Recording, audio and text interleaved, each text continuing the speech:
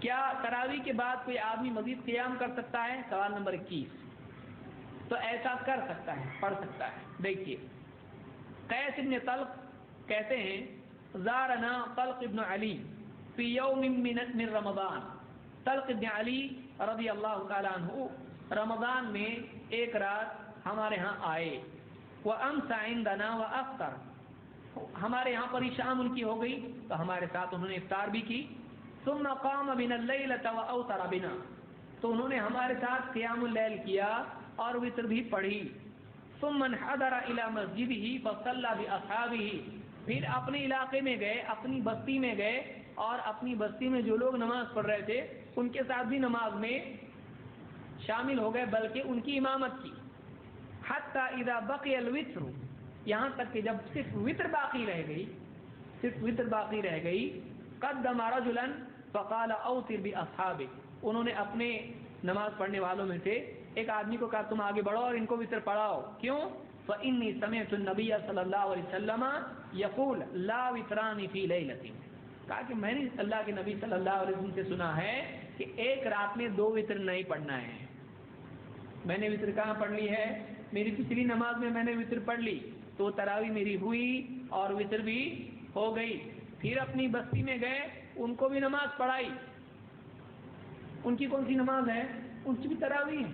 انہوں نے آ کے ان کو بھی پڑھایا، لیکن وتر کیا ہو گئی؟ جب وتر باقی رہ گئی تو کہا کہ اب وتر میں نہیں پڑھا سکتا.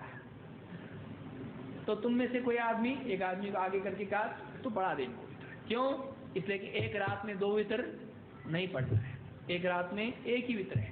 تو ایک رات میں اور اگر پڑھنا جائز نہیں ہوتا تو یہ پڑھتے نہیں، لیکن وتر پڑھنا جائز نہیں ہے تو انہوں نے نہیں پڑھایا اس کو. تو معلوم ہے کہ اگر کوئی آدمی رات میں اٹھ جاتا ہے، بہت دل بول رہا پڑھیں گے، تو پھر یہ سوچ کے کہ آخری نماز وتر کو بنا تو جائز نہیں ہے. جائز نہیں ہے، بلکہ افضل یہ ہے کہ آخری نماز کس کو بنائیں؟ وتر کو بنائیں. اور 11 سے زیادہ پڑھ سکتا ہے کہ نہیں پڑھ سکتا ہے؟ پڑھ سکتا ہے، حرام نہیں ہے. اتنا زیادہ ٹینشن نہیں لینا چاہیے، بلکہ اگر کوئی آدمی 11 سے زیادہ پڑھنا چاہتا ہے وہ پڑھ سکتا ہے. بعض لوگ کیا کرتے ہیں تمہاری 20 بدعت ہے، ایسا نہیں بولنا چاہیے.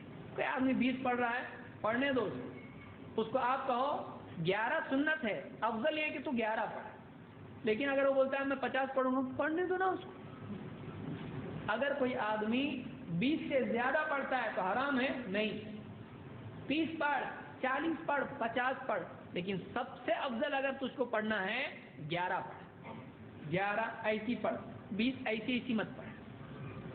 11 اچھا، کیونکہ افضل نماز کون سی ہے؟ جس کا قیام لمبا ہو. افضل الصلاۃ طول القنوت. اللہ کے نبی صلی اللہ علیہ وسلم کی سنت بھی ہے، قول بھی ہے. افضل نماز وہ جس کا قیام لمبا ہو، جس کا قیام لمبا ہو.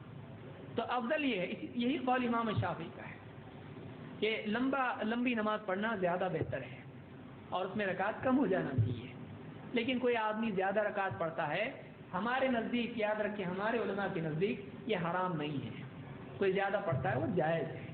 ہمارے لوگ بہت شدت کرتے ہیں اور مارم پیٹی پہ آ جاتے ہیں، یہ نہیں کرنا چاہیے. کوئی زیادہ پڑھ رہا ہے پڑھنے اس کی مرضی.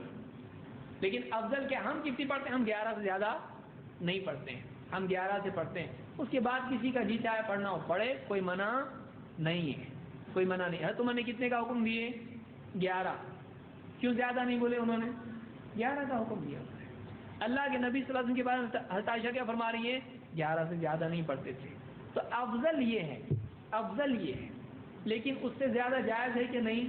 جائز ہے، کرنا چاہے کر سکتا ہے. وقت بیٹھ کے یہاں وہاں کی باتیں کرنے سے اچھا. اب بعض اوقات اٹھ جاتے ہیں گھر کے لوگ، اب بولے 11 سے زیادہ تو نہیں پڑھ سکتے، پھر گپ شپ، غیبت، فضول باتیں ادھر ادھر کی، یہ سب چیزیں کرنے کی بجائے آدمی عبادت کرے، تلاوت کرے، زیادہ بہتر ہے. تو کوئی پڑھنا چاہے پڑھ سکتا ہے. ہمارے نزدیک افضل یہ ہے 11 پڑھے، اس کو بھی یاد رکھیں. کچھ لوگ اب یہ نہ کریں، اس سے دیکھو بولے نا انہوں نے 11 سے زیادہ پڑھ سکتے، چلو تم بھی 20 پڑھو. آپ کیوں مصیبت کھڑی کر رہے ہیں اپنے لیے؟ آپ کو ہم نے چھوٹ دیا، آپ ہم کو چھوٹ دو. ہم نے آپ کو جائز کی چھوٹ دی، ہم کو سنت کی چھوٹ نہیں دیتے. آپ سنت کی چھوٹ نہیں دے رہے، آپ ہم کو جائز کی چھوٹ، جائز پہ ضد کر رہے ہیں. ہم کو ہم سنت پہ ضد کر رہے ہیں. آپ کو سنت کتنی ہے؟ 11. ہم بول رہے سنت ہی پڑھو، اس سے زیادہ نہیں پڑھ سکتے، اس سے زیادہ جائز ہے. تو جائز سے زبردستی کرنا جائز، سنت چھڑا کے جائز سے زبردستی کر رہا ہے کہ وہ صحیح نہیں ہے یہ کر، تو یہ غلط ہے. افضل 11 ہے لیکن جائز ہے کہ زیادہ پڑھے کوئی آدمی. تو یہ جو روایت جو میں نے ذکر کی ہے اس کو امام احمد اور ابو داؤد، ترمذی اور نسائی نے اس کو روایت کیا ہے اور یہ صحیح روایت ہے.